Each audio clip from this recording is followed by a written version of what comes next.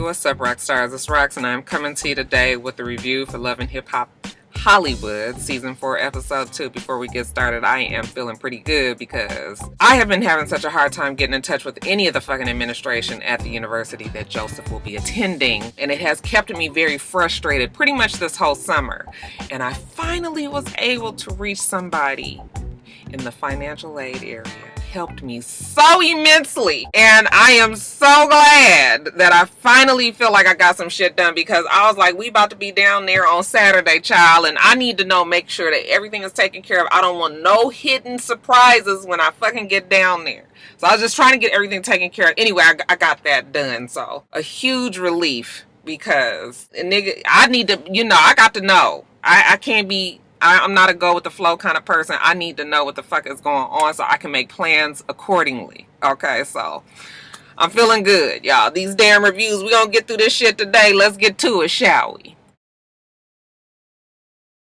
Alright, so Princess says that life is sweet now that she has Ray J. They were married. They were gone over in London for a while, but now they're back. And she is supporting her girl Lyrica and her husband Diamonds and Pearls as he is launching a new label. We keep hearing about these 7 songs that he has on the radio. You guys all put down in my comments what songs he had. I only knew 1, but y'all tell me that it's 7, so okay.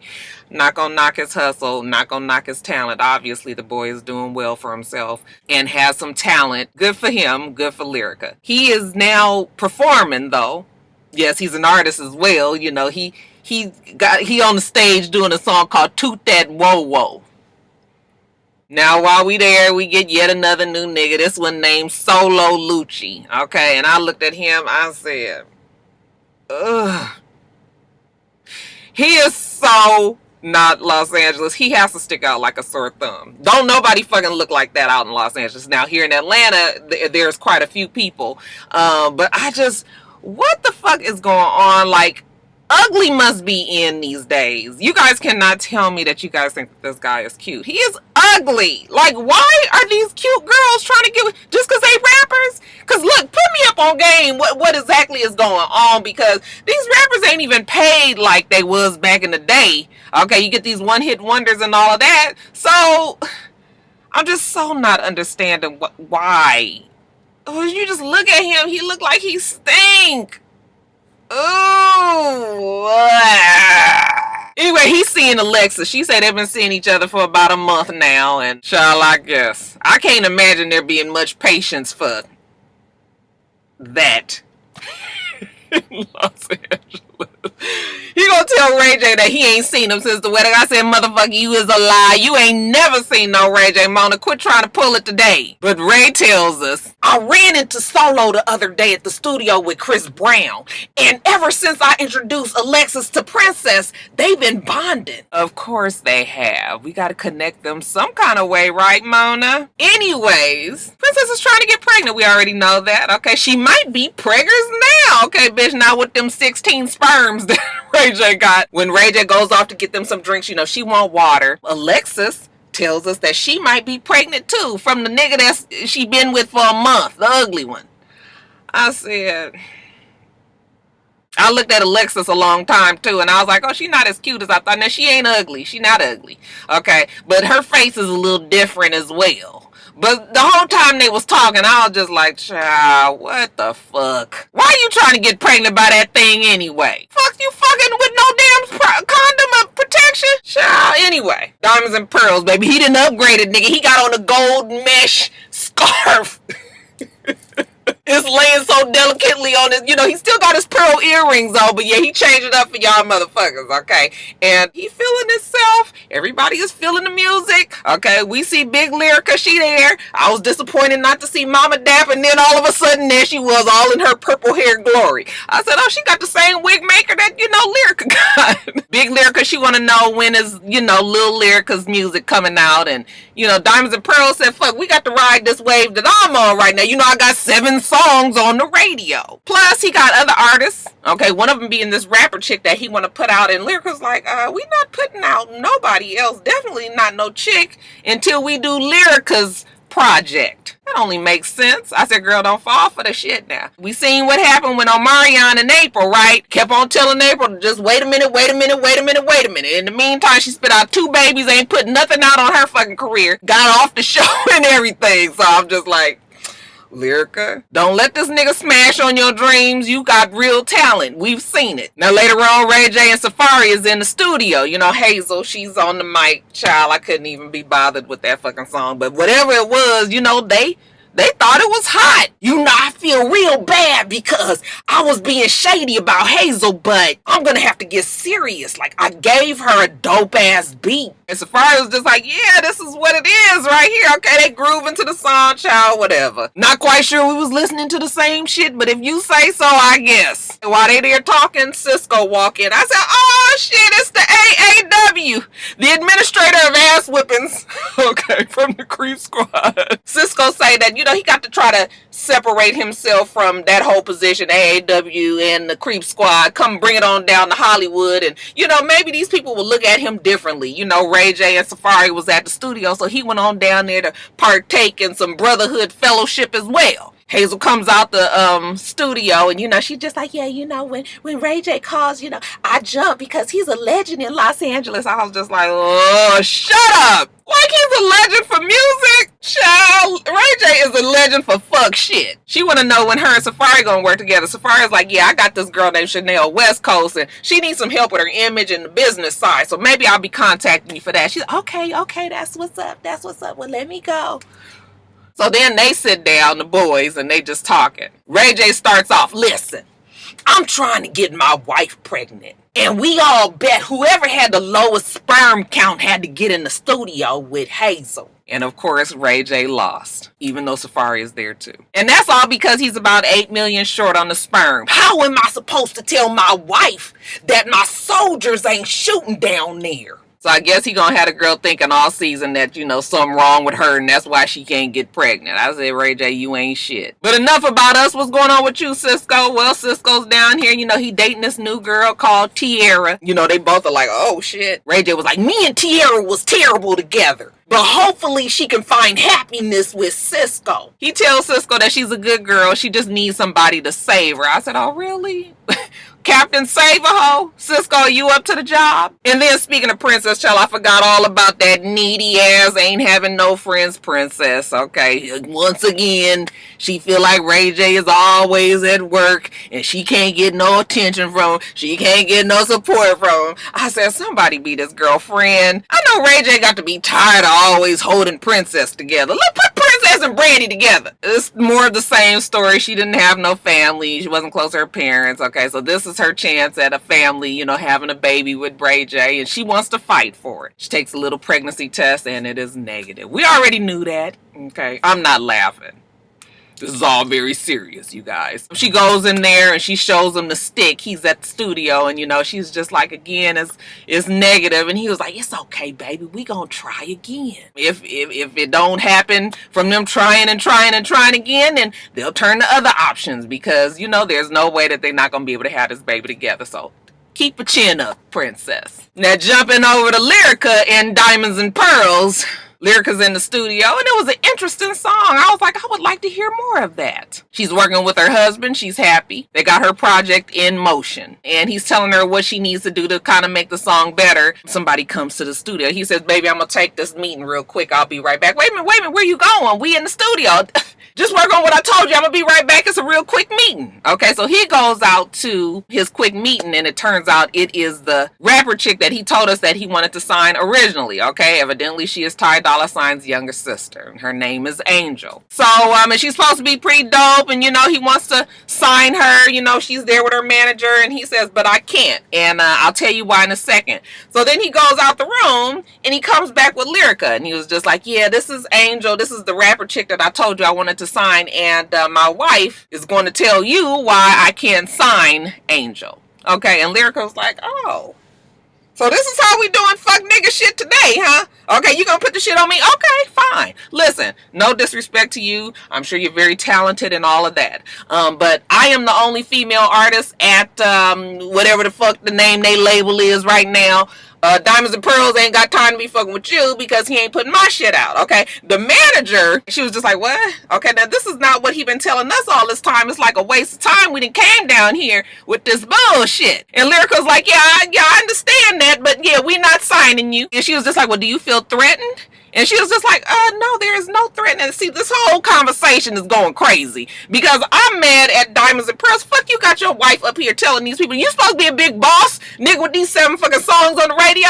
Make boss moves. Make boss decisions. Tell them the reason why you can't do it right now, okay? The damn manager is all like, well, maybe we need to come back. Lyrical's like, listen, I done already told you the shit ain't happening. We ain't signing her, okay? Now all of a sudden, Angel got to jump in. And Angel was like a for real LA girl. Because I saw the way she looked at Lyrica like, bitch, I know you not fixing to go here with it. Okay, she looked at her and then she was like, I'm not going to act no fool on this damn TV show. She was like, let us just go. And so they left. And she just tells Diamonds and Pearls, like, why the fuck you going to have me coming in here all blind? You could have told me what it was before I came in here. And, you know, he all trying to put it on her and say that she the one that's tripping. She was like, whatever, nigga. Okay, I'll later for you. I'm out of here. Okay, she going to throw some water on him. He going to throw the bottle back at her. I was just like, he's stupid. Now the Thirsty Squad. We got to break them all up into their little sections, you guys. Okay, Alexis and Solo. Okay. When you look at him, you just be like this. Oh, he is... What the fuck is this blonde shit that's right here and that's right... Oh, if Jada ever brought a motherfucker home looking like that, listen. I'm real liberal on certain things. Like, I understand the kids got their style and, you know, everybody has a way of expressing themselves. But you best not ever bring a motherfucker to my house looking like that, Jada. I am so serious. You ain't gonna like it. Ugh! Anyway, y'all, they sitting there. I couldn't even concentrate on the conversation too long. Something about her being pregnant, maybe. He happy about it. She don't want to have a baby because, you know, he got this ex that's always in her DMs and always on her social media giving her stress. And I'm just like, girl, why do you keep on dealing with these niggas that got all this fucking baggage? Because from what I understand, she was with the Fetty boy and he was fucking around and having babies on her. Now you done got with this nigga. I mean, this nigga, we don't even know if he got some fucking money. At least we knew that Fetty had some shit. And you gonna deal with an ugly motherfucker, get paid for it, okay? Now, you getting pregnant for all it. You know, he said, well, what you want me to do? Ain't nothing I can do about it. You know, she's like, you don't never take up for me. You don't even support me. Okay, then move the fuck on, girl. Why you... Oh, I don't understand it. Who wants to get fucked over by an ugly nigga? Okay? That motherfucker need to be cute if they gonna be fucking... Anyway, child. Oh, I gotta get my mind together because that picture of him in my brain just be entirely too much. Then we see Tiara. She says despite what Hazel Lee is saying about her out in them Los Angeles Hollywood streets, she's happy. Okay, life is good. She's dating the AAW of the Creep Squad, you know, Cisco. Very own Uncle Fester. Supposedly they'd have been together 4 months or so and they in love, okay? And so we see them two and they talking and they both got this real nice voice on, you know. Cisco say he love her too. Something about her. He can be himself. You know, he got stabbed in the spine one time. Did y'all know that? We didn't know that, okay? Fucking 7 seasons of New York and we didn't know the nigga got stabbed in the spine. Anyway, you know, he have a hard time getting out of the bed. I could picture it in my mind. I said, boy, I bet you that's some shit. Because let me tell you, when my back hurt, nigga, I got to roll. It is not pretty. You know, you just be like, oh.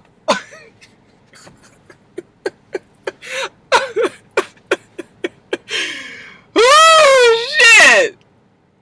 Y'all, this damn review so damn stupid. Anyway, she want him to meet her girls and the monster that is Zell Swag. And he was just like, yeah, I don't really know about that. You know, this whole Creep Squad thing, a lot of people think I'm one way when I'm really not. She was like, if you don't have bad intentions, then it shouldn't go bad. Okay, it's gonna be fine. He said he don't have no bad intentions, so it's gonna be fine. In the meantime, we see Moniece. Okay, she calls Zell the monster her gay husband, and she is with him and Nia. They going shopping, and he telling them about the whole confrontation he had with Masika over Alexis Scott. And they was like, first of all, you was wrong for that because that is her enemy, and you should not be fraternizing with the enemy. He was like, I couldn't even get a fucking word out. She didn't even know what I was gonna say. As soon as I said Alette, she just went off. Okay, they was just like, yeah, but you was wrong about that, so that's on you. We move on to TT. Oh yeah, TT want us to meet her new man, you know, Cisco. We know that Moniece had some run-ins with him, you know, when she was with the ho-ho, and that is the reason why she ain't never felt it for Cisco. But because Tierra say she really love him, you know, they willing to give him a chance. They just want to make sure that he doesn't hurt their friend.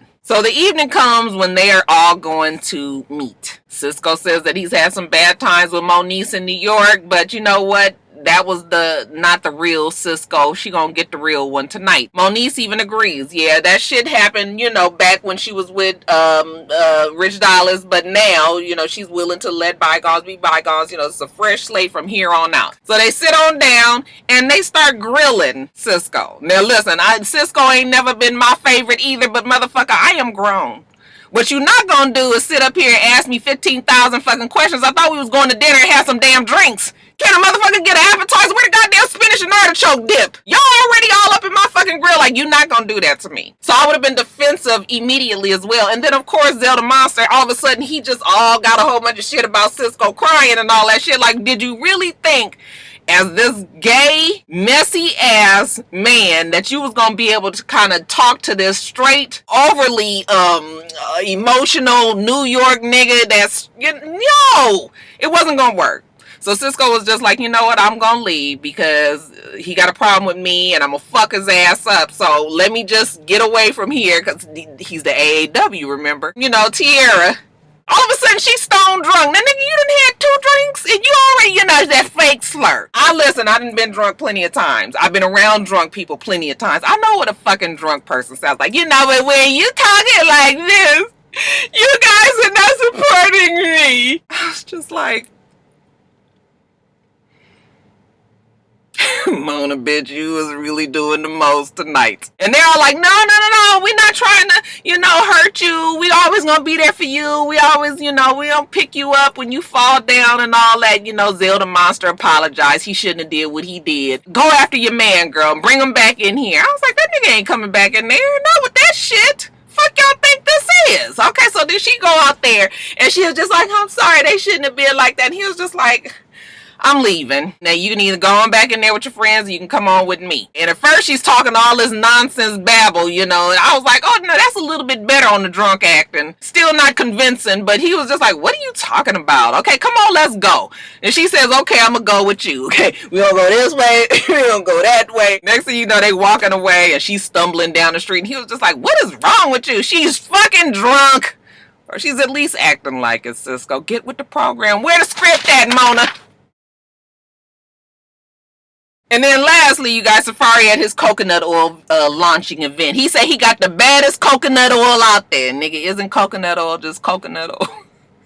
Well, certain coconuts come from better places than others. I said, child, whatever. He's having the event, introduces Chanel West Coast, and she gets up there and performs, okay? She does whatever the fuck she do. And while she's on stage, we see Brooke, and she pull up with Lyrica. Was it Lyrica? Yeah, I think it was Lyrica. You know, Brooke mad. Gonna come in here and find this bitch that's fucking her man Marcus. So she gets in there and they looking around and they don't see the girl. You know, they don't really know who to look for. Actually Lyrica does, but Brooke doesn't. But then finally they spot her over there sitting with Chanel and Safari. So they walk up. Okay, Brooke, hey y'all, how y'all doing? Okay, Chanel, hey y'all, how you doing? All right, and then you know, Jade, I'm Jade. She said, oh, you Jade? Okay, can we talk? And Jade was like, yeah. And she was like, so you the little paralegal that, you know, what do you do? So she started telling her what she does, and make a long story short, it comes out that she divorced Marcus, okay? And Brooke was just like, well, you know, I'm just here to tell you that you fucking around with my man. I'm the only one. I'm the main one. He gonna be with me forever. And she was just like, first the fuck off. I don't even know who you are. Did not know who you were. Okay, I've been dealing with him for 12 fucking years. So to me, you knew. And Brooke was just like, no, honey, I am not new. I know the family and all that. Then all of a sudden, here comes Chanel West Coast. Okay, I'm more ghetto than she is, and she's half black. I said, did that come out right? Is that what she said, y'all? It couldn't have been what she said, because somebody need to check on that. You trying to say all black girls is ghetto? Anyway, she probably didn't say that, y'all. Anyway, all of a sudden, she starts talking about Brooke. Bitch, you look like fucking Captain Hook with that feather. That shit was funny. She was kind of bagging on her a little bit, but you know, she was just like, bitch, don't be over here talking to my friend like this. I rise for my friends. Okay, so funny enough, Brooke backs off. Bitch, I'ma see you somewhere else. Okay, and she leaves on out of the room. Fuck you up there arguing with this girl when your man is the one that was fucking around. Now the girl already said that she didn't know nothing about you. You didn't need to get that attitude until you knew that she was the side chick, and she knew that she was the side chick. But if she thought she was the main girl, then really who you need to be upset with is Marcus, right? Okay, well, okay, Marcus ain't off the hook either. Marcus is out with Diamonds and Pearls. You know, they got a song together with Ty Dolla Signs, and so they having a cigar at the cigar lounge, and all of a sudden here come Brooke again busting in. Okay, can we talk? Diamonds and Pearls was like, okay, let me get on up out of here. She was just like, who was the paralegal that divorced you? He was like, you talking about Jay? Yeah, call that bitch. Call her right now. Tell her to bring her ass down here. Don't tell her that I'm here. I want to see the two of you guys together. He was just like, what the fuck? Call the bitch right now. So he ain't got no other choice. He calls her. She come on down. Hey, baby. Gives him a hug. I guess ain't nobody talked to each other since she had this run-in with damn Jade at the damn Chanel West Coast coconut oil launch party. But he's sitting down trying to talk to her, and then here come Brooke. She bust in again. I said, this bitch is good at busting in, ain't she? Shit.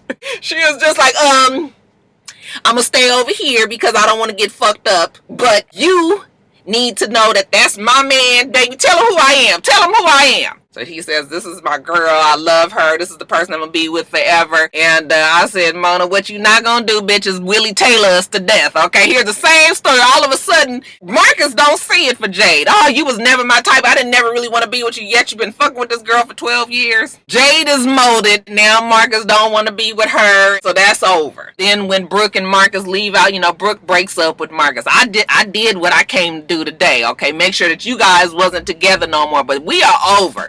Okay, and she walk off. I said, bitch, you ain't over. He ain't over with Jade. He fixing to call as soon as he get to the house. What the fuck you done went through all this for? Let me move on. I still got to do Basketball Wives. Make sure you guys rate, comment, and subscribe to the channel. I'm itsrox. The channel is for itsrox. Everything else I do will be in the bottom bar. All right. So I hope that you have a wonderful, wonderful rest of your day. I plan on doing the same. Till next time, Roxstars. Bye.